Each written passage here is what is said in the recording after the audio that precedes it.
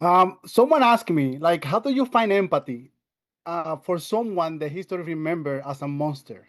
And I think you are the right person to answer this question. You know, I don't know about empathy. I think what I tried to do was just understand him objectively, without absolving him from his crimes, but without vilifying him either. We really, in this show, were trying to understand the why of what Ed did, and what was the journey that turned him from a normal human being into a monster. And we were like, I became obsessed with that. I think we were all obsessed with that question. And there's a lot of to do within that of subcategories of mental health and isolation and abuse and exposure to really Mhm. dark images. But it was really about that. It was about just trying to find the truth of who he was, and to not really judge him too much from it. I have to be honest, after this sequence is probably my favorite sequence in the whole show, when he has the conversation through radio with Christian Jorgensen, when he realized that he has a problem, when he realized that something's going on with him. And I wonder because it's a shift of character. It's a different character that we see. It's a person that take medication, they understand they has something, and I want to deal with it. I want to be better.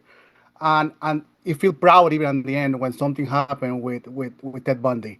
How do you mentally shift from this mentality of this attaching to his mom, killing people, to a person who want to do good afterwards? I felt that I really felt that the thing that was the central wound of Ed was not getting the love and acceptance from his mother that he always wanted. And he was just constantly seeking acceptance in the world and looking for contact. And it manifested in this despicable and incredibly bizarre ways. But I read all of Ed's medical records, and so I felt like I just understood that he was living in this prison of confusion, and that he didn't understand. Like he passed, as we show in the TV show in Monster, he passed a bunch of polygraph tests, stating that he hadn't committed the crimes that he later on admitted to once he was had been prescribed the correct medication. So to me, it was about somebody suffering horribly from mental health that was finally released from that prison of confusion and pain. And I just understood that. I could feel it.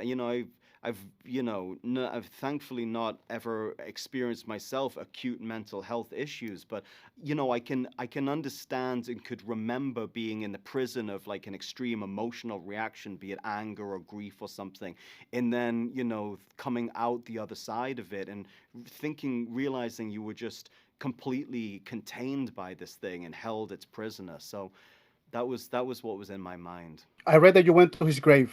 How was that feeling? Did you had an internal conversation there, or you just felt the energy that you live for months about a person? I'd spent months thinking about Ed, and ultimately, although I wasn't trying to offer any sort of absolution or forgiveness, but I was definitely also not trying to judge him too much. I felt protective over trying to tell his story honestly, and being the human being and not this sort of parody of grotesqueness that everybody else has rendered Ed to be. And so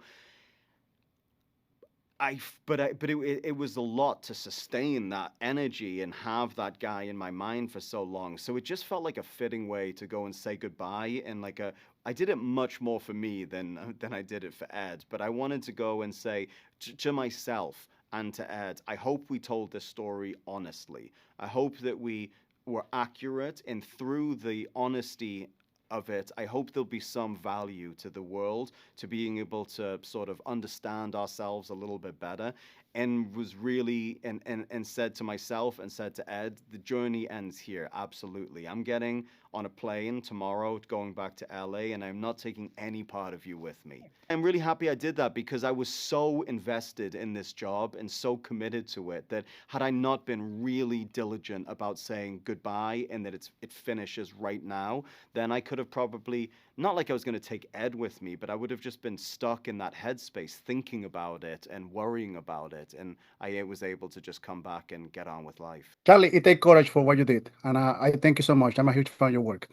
Oh, I really appreciate that. Thank you.